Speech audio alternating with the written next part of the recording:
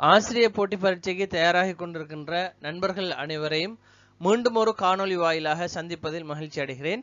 இன்றைய தினம் இந்த காணொளியில் நியாயத்தொடை, அதாவது கூற்றுகளும் முடிவுகளும், பெரும்பாலும் ஆசிரியர் போட்டி பரீட்சைக்கு இந்த வினாக்கள் வரும் என்று எதிர்பார்க்கப்படுகின்ற அப்படியானதொரு வினாவோடு நான் உங்களை சந்திக்கின்றேன். கட்டாயம் எங்களுடைய வீடியோக்களை பார்ப்பவர்கள் உங்களுடைய கருத்துக்கள், அதுபோல இந்த வீடியோக்கள் சம்பந்தமான உங்களுடைய கருத்துக்களையும் கட்டாயம் எங்களோட கமெண்ட் பாக்ஸில் கமெண்ட் பண்ணுங்க. நீங்க வழங்குகின்ற ஆதரவு, எங்களோட யூடியூப் சேனலை சப்ஸ்கிரைப் பண்ணி, அதுபோல எங்களுடைய ஃபேஸ்புக் பக்கத்தை ஃபாலோ பண்ணி நீங்க பார்க்குற வீடியோக்களுக்கு கமெண்ட் பண்ற ஆதரவு தான் எங்களுக்கு திரும்ப திரும்ப வீடியோக்கள் செய்யறதுக்கு ஒரு உற்சாகத்தை ஏற்படுத்தும். எனவே கட்டாயம் சப்போர்ட் பண்ணுங்க. நாங்க இனி விடயத்துக்குள்ள போக. ஓகே, இந்த நியாயத்தொடைகள் சம்பந்தமான கேள்விகளுக்குள்ள செல்றதுக்கு முதல் நாங்க சில அடிப்படைகள் தெரிஞ்சிருக்க வேணும். எப்படியுமே இந்த கேள்வியில தரக்கூடிய கூற்றுகளை தருகிற நேரம் 3 அடிப்படையில தான் தருவாங்க. முதலாவது, எல்லாம் என்ற ஒரு விஷயம் தருவாங்க. உதாரணமா பார்த்தோம்னால், காகங்கள் எல்லாம் பறவைகள் என்று தருவாங்க. இந்த தரவுகள் எப்படி இருக்கும்ன்றதை பார்ப்போம். அதுக்கு எப்படி நாங்க படம் வரைகிற வெண்வரி படம் எப்படி வரைஞ்சி இந்த தரவை நாங்க கருதுறன்றது பார்த்தோம்னா, எல்லாம் என்ற கருத்துல ஒரு தகவல் தருவாங்க. ரைட். இப்ப சொல்லப்படுது என்னென்றால், காகங்கள் எல்லாம் பறவைகள். அப்ப எங்களுக்கு இதுல ஆட்டோமேட்டிக்கா விளங்குது, பறவைங்கிறது ஒரு பெரிய அமௌண்ட், அந்த அமௌண்ட்டுக்குள்ள காகம் எல்லாம் அடங்கும்ங்கிறது தான் இதுல உலகம். அப்ப நாங்க அதுக்கு எப்படி படம் வரைவோம்? எப்படி படம் வரைவோம் என்றால், இதுல இந்த இருக்கக்கூடிய பெரிய பகுதியை பறவைகள் என்றும், அதுக்குள்ள அடங்கக்கூடிய எல்லாம் அடங்குற மாதிரி இதை காகம் என்று நாங்க என்ன செய்வோம், இதுக்கான தரவுகளை இப்படி வகை குறிச்சு கொள்வோம். சரிதானே? இது ஒரு விஷயம். ரைட். அடுத்த விஷயத்துக்குள்ள நாங்க போகலாம். 2வது தரவு தருவாங்க, சில என்கிற தரவு தருவாங்க. சில என்றால் என்ன? இப்ப இதுல தரப்பட்டிருக்கிறது பாருங்க, சில கோழிகளும் பறக்கும் பறவைகள். இப்ப கோழிகள் எல்லாம் பறவைகள் தான், நாம இதுல கேள்விக்காக இப்படி எடுத்திருக்கிறோம். சில கோழிகளும் பறவைகள் என்றா இதுக்கு எப்படி வரைபடம் வரைகிறேன் நாங்க? இது எப்படி இந்த கேள்வி அணுகிறேன்னு சொன்னா, இதுக்கு வரைபடம் வரைகிறதுக்கு இதுல பாத்தீங்கன்னா 2 வட்டம் இருக்கு. அந்த 2 வட்டமும் ஒன்றோட ஒன்று ஒரு பகுதியினத்தை பார்க்கிறோம். அப்ப 2 வட்டம்ங்கிறது 2 தரவு. அப்ப இதை நாங்க பறவைகள் என்று எடுத்துக்கிட்டோமா இருந்தால், இத கோழிகள் என்று எடுத்துக்குவோம். அப்ப இந்த கோழி இந்த இருக்கிற பறவைகளுக்குள்ள சில பகுதியாக அடங்குது, முழுமையாக இல்ல. அப்ப இந்த பகுதி இப்படி வாரது சில பகுதியாக அடங்குதுங்கிறத நாங்க இதுல இருந்து அடையாளம் கண்டு கொள்ளலாம். ஓகே. அடுத்த 3வது தகவல் தருவாங்க, எதுவும் இல்லை என்ற ஒரு தகவல் தரப்போறாங்க. 3வது எதுவும் இல்லை என்று தர வைப்பாங்க. இப்ப பூனைகள் எதுவும் பறவைகள் அல்ல என்ற ஒரு தரவு தந்திக்கிறாங்க. பூனை எதுவும் பறவை இல்லைன்றது. அப்ப இதை நாங்க எப்படி வரைபடம் வரைகிற வெண்வரைபடம் அதாவது வரிப்படம் வரைகிற நேரம் எப்படி வரைகிறோம்? அதாவது 2க்கும் ஒன்றோட ஒன்று சம்பந்தம் இல்லாம நாங்க என்ன செய்யணும், இதுக்கான படத்தை வரையணும். அப்ப நாங்க இதை குறிக்கிற நேரம் ஒன்று இத பறவைகள் என்று குறிக்கலாம், அல்லது இத பறவைகள் என்று குறிக்கலாம், ஒன்று பறவைகள் என்று இன்னொண்ட பூனை என்று குறிக்கலாம். அப்ப 2ம் ஒன்று கொண்டு சம்பந்தம் இல்லாம வரணும். எதுவும் இல்லை என்று வருகிற போது 2 வெண்வரி படமும் ஒன்று கொண்டு சம்பந்தம் இல்லாம வரணும்ங்கிறது தான் இதுல அடிப்படை. இப்ப நாங்க இதுல விளையம் கொள்ள வேண்டிய விஷயம் என்னன்னு சொன்னா, இப்படி தரவு தார நேரம் நாங்க அதை வெண்வரி படம் வரைஞ்சி அதுல இருந்து விடையளிக்கணும். அல்லது எங்களுக்கு கேட்பாங்க, வெண்வரி படம் தெரிவு செய்யுங்கன்னு கேட்பாங்க. அப்படியும் சில கேள்விகளை நாங்க காணக்கூடியதாக இருக்கு. தரவுகளை தந்துட்டு, நியாயத்தொடைகளை தந்துட்டு, அதுக்கான வெண்வரி படம் எப்படி வரும்ன்றதும் கேட்டிக்கிறாங்க. அல்லது அதிலிருந்து எடுக்கக்கூடிய முடிவுகளையும் கேட்பாங்க. அப்ப நாங்க இன்றைக்கு பார்க்க போற வினா வெண்வரி படம் எப்படி வரைவோம், அதுபோல அதுக்கான முடிவுகள் எப்படி எடுப்போம்ங்கிற 2 விதமான விஷயத்தையும் நாங்க வரக்கூடிய வினாக்கள்ல பார்க்கலாம். நாங்க வினாவை பார்த்தோமா இருந்தால், எங்களுக்கு ஒரு வினா தரப்பட்டிருக்குது. எப்படின்னு சொன்னால், முதல்ல கூற்றுகள் தரப்பட்டிருக்குது. எல்லா சாளரங்கள்டா விண்டோ, அந்த ஜன்னலுக்கு சொல்லுவோம். சாளரங்களும் கதவுகள், எந்த கதவும் சுவர் அல்ல என்கிறது தரவு கூற்று. அந்த கூற்றுல இருந்து நாங்க எடுக்கக்கூடிய முடிவாக 3 முடிவு சந்திக்கிறாங்க. எந்த சாளரமும் சுவர் அல்ல, எந்த சுவரும் கதவு அல்ல, சில கதவுகள் சாளரம். இப்ப இதுல கேள்வி என்னன்னா, இதுல எது சரி? 1 2 மட்டும் சரியா, இல்ல 2 3 மட்டும் சரியா, 1 3 மட்டும் சரியா, இல்ல 3ம் சரியாங்கிறது கேள்வி. இந்த கேள்வியை செய்யறேன்டா நாங்க வெண்வரி படம் வரைஞ்சா இந்த கேள்வியை இலகுவாக கருதலாம். முதலாவது என்ன சொல்லிக்குது, எல்லா சாளரம் எல்லா ஜன்னலும் கதவுகள் என்று சொல்லப்பட்டிருக்கு.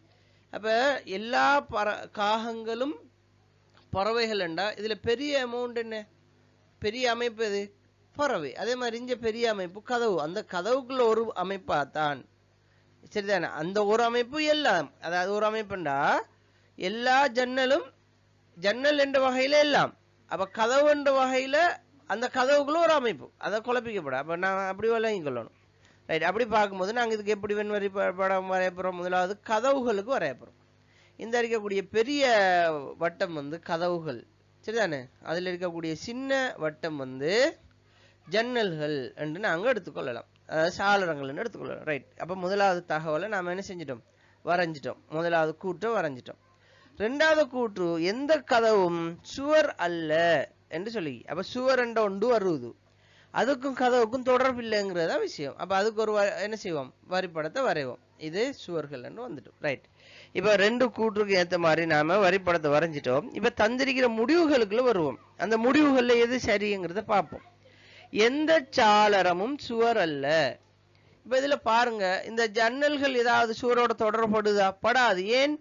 கதவுக்குள்ள ஜன்னல் வாரதுனால, கதவு தொடர்படாதனால ஜன்னலும் தொடர்படலை. எனவே முதலாவது கூற்று சரியான கூற்று. எங்களுக்கு தரப்பட்டிருக்கிற முதல் கூற்று சரி என்கிற முடிவுக்கு நாங்க வருவோம். ரெண்டாவது கூற்று பாருங்க, எந்த சுவரும் கதவு அல்ல. அப்ப இந்த சுவருக்கும் கதவுக்கும் எந்த தொடர்பும் இல்லைங்கிறது எங்களுக்கு தெரிய வருது. எனவே அந்த கூற்றும், இரண்டாவது கூற்றுமே சரியான கூற்று. மூணாவது, சில கதவுகள் சாளரங்கள். எஸ், கதவுகள்ல சில பகுதியாத்தான் இந்த சாளரம் இருக்குது. எனவே மூன்றாவது கூற்றும் சரி. எனவே மூன்றும் சரி என்கிறது தான் இதுக்கான விடை. இந்த கேள்விக்கான விடையாக வாரத்தை பார்க்கலாம். ரைட். இப்ப இதுக்குள்ள இப்படி ஒரு விஷயம் தந்துட்டாங்கண்டா, எல்லா கதவுகளும் சாளரங்கள் என்று தந்துட்டாங்கண்டா, இது சரியா பிள்ளையான்னு கேட்டா புல. ஏன்? ஏன் கதவு எல்லாம் சாளரம் இல்லை, ஜன்னல் இல்லை. ஆனா எல்லா ஜன்னலும் தான் கதவு. ரைட்டா? பெரிய அமைப்புக்குள்ள ஜன்னல் வருவதே தவிர ஜன்னலுக்குள்ள கதவுகள் பெரிய அமைப்பாக, அதாவது பெரிய அமைப்பு ஜன்னல் அல்ல, இங்க பெரிய அமைப்பு கதவுகள். ஓகே. அடுத்த வினா தரப்படுது என்னன்னு சொன்னால், கூற்று சில பேனாக்கள் புத்தகங்கள், எல்லா புத்தகங்களும் பென்சில்கள் என்கிறதான் வினா.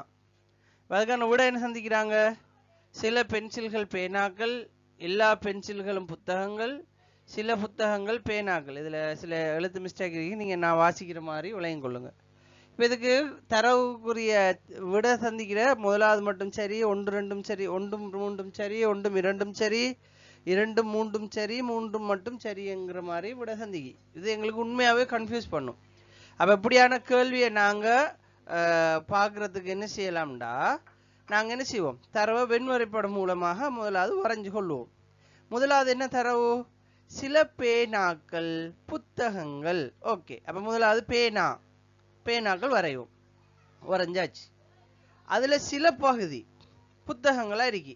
அப்ப சில பகுதி புத்தகங்களா இருக்குன்னு சொல்லப்படி. இப்ப திரும்ப இன்னொரு தகவல் தாராங்க, புத்தகங்கள், எல்லா புத்தகங்களும் பென்சில். அப்ப நம்ம எல்லா பறவைகள், எல்லா காகங்களும் பறவை என்று வரப்போக என்ன செஞ்சோம், அந்த காகத்தை பறவைங்கிற பெரிய அமைப்புக்குள்ள ஒரு அமைப்பா வச்சோமா இல்லையா? அதே மாதிரி இந்த புத்தகத்தை பென்சில் என்கிற ஒரு அமைப்புக்குள்ள கொண்டு வரணும். அப்ப பென்சில் இந்த இருக்கிற பெரிய அமைப்பு, அதுக்குள்ளதான் இந்த புத்தகம் வாரத்தை கவனிக்கலாம். இப்ப இதுல நீங்க கவனிச்சிங்கண்டா, பென்சில் வந்து பெரிய அமைப்பு, இந்த பென்சில் வந்து பெரிய அமைப்பு, புத்தகங்கள் வந்து இந்த பென்சிலுக்குள்ள அடங்கக்கூடிய ஒரு அமைப்பாக வருது. ரைட். இதுதான் இந்த தந்திக்கிற தரவு. இப்ப முடிவை பாருங்க, சில பென்சில்கள் பேனாக்கள் என்று சொல்லப்பட்டிருக்குது. எஸ், இது சரியான ஆன்சர். ஏன் சரியான ஆன்சர் என்று சொன்னா, இந்த பேனாவுடைய சில பகுதி இந்த புத்தகத்தோட வருது. அந்த புத்தகம் எதிர பகுதி பென்சில் பகுதி. எனவே பென்சிலும் பேனாவுடைய சில பகுதியாக வரும். எனவே இது சரியான விடை.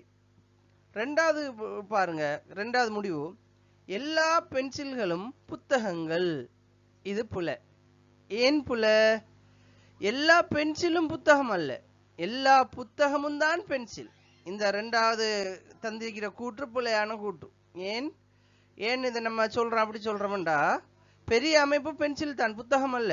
அப்ப எல்லா புத்தகமும் பென்சில் என்று வந்தா ஓகே. ஆனா எல்லா பென்சிலும் புத்தகம் அல்ல. என்று வரும்போது இந்த இரண்டாவது கூற்று பிழையான கூற்று. மூணாவது பாருங்க, சில புத்தகங்கள் பேனாக்கள். எஸ், புத்தகங்களை சில பகுதி இந்த இருக்குது, இந்த சில பகுதி பேனாக்களாக இருக்கிறதுனால இதுவும் சரி. எனவே இந்த கேள்விக்கான சரியான விடை ஒன்றும் மூன்று மட்டும் சரி என்ற இந்த விடைதான் இந்த கேள்விக்கான சரியான விடை. எங்களுக்கு தரப்பட்டிருக்கிற அடுத்த வினா வந்து முதலாவது கூற்று வருவோம். என்னண்டா, எந்த ஒரு பூனையும் நாய் அல்ல. திரும்ப சொல்றாங்க, எந்த நாயும் எலி அல்ல என்று சொல்லிட்டு அதுக்கான முடிவு எப்படி தாராங்கண்டா, எந்த ஒரு பூனையும் எலி அல்ல, சில எலிகள் பூனைகள் அல்ல என்கிற தரவு தந்திக்கிறாங்க. ஓகே, இப்ப நாங்க இதை என்ன செய்வோம், வெண்வரி படத்துல வரைவோம். முதலாவது என்ன, எந்த பூனையும் நாய் இல்லைண்டா பூனை வேற நாய் வேற. அப்ப பூனையை தனியா வரைவோம், நாயை தனியா வரைவோம். திரும்ப சொல்றாங்க, எந்த நாயும் எலி அல்ல. அப்ப அடுத்த தரவு நாய்க்கும் எலிக்கும் சம்பந்தம் இல்லை. அப்ப எலியை தனியே வரைவோம். அப்ப மூன்று விவரங்கள் வந்துட்டு. இப்ப முடிவு சொல்லுகிற போது பாருங்க என்ன சொல்றாங்கன்னு சொன்னால், முதலாவது சொல்றாங்க, எந்த ஒரு பூனையும் எலி அல்ல. அப்ப இந்த பூனைக்கும் இந்த எலிக்கும் எந்த தொடர்பும் இல்லை. எனவே இந்த கூற்று சரியானது. சில எலிகள் பூனைகள் அல்ல. அப்ப நாங்க சில எலிகள் பூனைகள் என்றதோட மட்டும் முடிச்சிடப்படா, அல்லன்னு சொல்லிட்டாங்க. அப்ப அதே விஷயத்தை திரும்ப சொல்றாங்க, எல்லாம் இல்லைன்னு சொல்லி போட்டு சிலதும் இல்லைன்னு சொல்றாங்க. எனவே அதுவும் சரியானது. எனவே இந்த கேள்விக்கு சரியான விடை இரண்டும் சரி என்பதே சரியான விடை. ரெண்டு கூற்றுமே சரியான கூற்று. அப்ப இது என்ன செய்யலாம், வெண்வரி படத்தை வரைகிறது மூலமாக எங்களுக்கு இலகுவாக இதுக்கு விடை அளிக்கக்கூடியதாக இருக்கும். இந்த வினா, நான்காவது வினாவை பொறுத்த வரைக்கும் இந்த வினாவில் இரண்டுக்கு மேற்பட்ட கிட்டத்தட்ட 4 தகவல்கள், 4 தரவுகள் இதில் தரப்பட்டிருக்கிறது. இந்த 4 தரவுகளை மையப்படுத்தி இந்த கேள்வியை எப்படி நாங்கள் அணுகலாம்ங்கிறத பார்க்கலாம். முதலாவது கூற்றுகள் என்னன்னு சொன்னா, முதலாவது சொல்றாங்க, எல்லா ஏக்களும் பீக்கள். அப்ப எங்களுக்கு அதுல இருந்து என்ன விளங்குது, முதல் நாங்க இதுக்குரிய வரைவு, அதாவது வெண்வரி படத்தை வரைவோம். அப்ப எல்லா ஏக்களும் பீக்கள் என்று சொல்கிற பொழுது பெரிய தரவு எது, பி. அந்த பிக்குள்ளதான் இந்த ஏ அடங்குதுங்கிறத பார்க்கலாம். ரைட். அப்ப ஏ வந்து பிக்குள்ள அடங்குது, சரிதானே. அப்ப நான் இந்த ஏக்குள்ள ஒரு பகுதியாக பியை அடக்கியிருக்கிறேன். ரைட். திரும்ப இரண்டாவது கூற்று சொல்றாங்க, சில பீக்கள் சீக்கள். அப்படின்னு சொன்னா பியில ஒரு பகுதி சில பகுதி சியாக வரப்போகுது. அப்ப நான் சிய பியில இருந்து ஒரு பகுதியை வரைகிறேன். ரைட். இப்ப இதுல எங்களுக்கு ஒரு கேள்வி எழும்பலாம், இந்த இருக்கக்கூடிய ஏன் நான் இந்த ஓரத்துல கொண்டு வந்து சியோட சேர்த்து வரைஞ்சேன்னு சொன்னா, எங்களுக்கு இதுல சொல்லப்படுது பாருங்க, சில பீக்கள் என்ன சீக்கள் என்று சொல்லப்படுறதுனால அந்த அதுல ஏயும் அடங்கணும். சிலது என்று வரும்போது அந்த ஏயும் அடங்கும் என்கிறதுனால நான் என்ன செஞ்சேன், இந்த இந்த ஓரத்துல கொண்டு வந்து வரைஞ்சேன். சரிதானே. அப்ப உங்களுக்கு இப்படி தரவு தார நேரம் நீங்க கட்டாயம் வெண்வரி படத்தை இப்படித்தான் வரையணும். சரி. அப்ப எங்களுக்கு கேள்விக்கு லேசாக விடையளிக்கக்கூடியதாக இருக்கிறத பார்க்கலாம். ரைட். அடுத்த தரவு சொல்றாங்க, எல்லா சீக்களும் டீக்கள். அப்ப சி வந்து டியுடைய ஒரு பகுதியாக வரப்போகுது. எல்லா சீக்களும் டீக்கள் என்று சொல்கிற போது டி வந்து சியுடைய ஒரு பகுதியாக வரப்போகுது. ரைட். இப்ப இந்த அடிப்படையில் முடிவுகளை பார்ப்போம். சில ஏக்கள் சீக்கள். எஸ். அப்ப இங்க எங்களுக்கு சியில் ஒரு பகுதியாக ஏ மேல தரவுல தரல, அதை நாங்க அனுமானிச்சுக்கிட்டோம். ஏன், பியில் ஒரு பகுதியாக சி இருக்கிறதுனால பிக்குள்ள ஏ வாரபடியால ஏ வந்து பியுடைய ஒரு பகுதி என்றதுனால அது சியுடைய சில பகுதியாகவும் இருக்கும் என்றதை நாங்க அனுமானிச்சுதான் இப்படி கூறினோம். அப்ப முதலாவது தந்திருக்கிற கூற்று சரி. ரெண்டாவது தாராங்க, சில டீக்கள் பீக்கள். எஸ், டி வந்து பியில சில பகுதி எடுத்துக்கொள்ளுது, சரிதானே. அதையும் நாங்க தரவின் அடிப்படையில் பார்க்கலாம். எனவே இரண்டாவது கூற்றும் சரியான கூற்று. எனவே இந்த இரண்டு கூற்றும் சரி என்ற மூன்றாவது விடைதான் இந்த கேள்விக்கான சரியான விடையாக வரும். அப்ப நான் இதை எப்படி வரைஞ்சேன், முதலாவது எல்லா ஏக்களும் பீக்கள். அப்ப ஏ வந்து பியில் ஒரு பகுதி என்றதை எடுத்துக்கொண்டேன். அப்ப பி வந்து சியின் ஒரு பகுதி என்று எடுத்துக்கொண்டாங்க. அதாவது சில பகுதி என்று எடுத்துக்கொண்டாங்க. அதாவது எல்லா ஏக்களும் பிங்கிறதுக்கும் சில பீக்கள் சீக்களுக்கு அடங்குங்கிறதுக்கும் கொஞ்சம் சின்ன டிஃப்ரெண்ட் இருக்கு என்ன. அப்ப இது எங்களுக்கு தரையில இப்படி ஒரு கேள்வி கேட்டிருந்தா ஏக்கள் எல்லாம் பீக்கள் என்றால் எஸ், ஏக்கள் எல்லாம் பீக்கள் என்ற ஒரு தரவு தந்தா சரியான ஆன்சர் அது. அப்ப அதை செய்யறதுக்கு எங்களுக்கு இந்த வெண்வரிப்படம் உதவியாக இருக்கும். இப்படியான கேள்வி வர நேரம் நாங்க இந்த கேள்வியை இப்படி வரையலாம். எனவே வெண்வரிப்படம் சார்ந்து வரக்கூடிய கூற்று வினாக்கள், அதாவது நியாய தொடைகள் சம்பந்தமான 4 விதமான வினாக்களை நாங்கள் இந்த வீடியோ தொகுப்புல தந்திருக்கிறோம். இந்த கேள்வியில் உங்களுக்கு புரிஞ்சிருக்கும் என்று நம்புறேன்.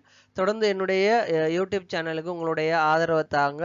அதே போல எங்களுடைய ஃபேஸ்புக் பக்கத்துக்கும் உங்களுடைய ஆதரவை தொடர்ந்து வழங்குங்கள். அடுத்தடுத்த தலைப்புகளில் தொடர்ந்து வீடியோக்கள் பதிவிடப்படும். உங்களுடைய நண்பர்களோடு பகிர்ந்து கொள்ளுங்கள். நன்றி. மீண்டும் ஒரு வினாவோடு உங்களை சந்திக்கிறேன்.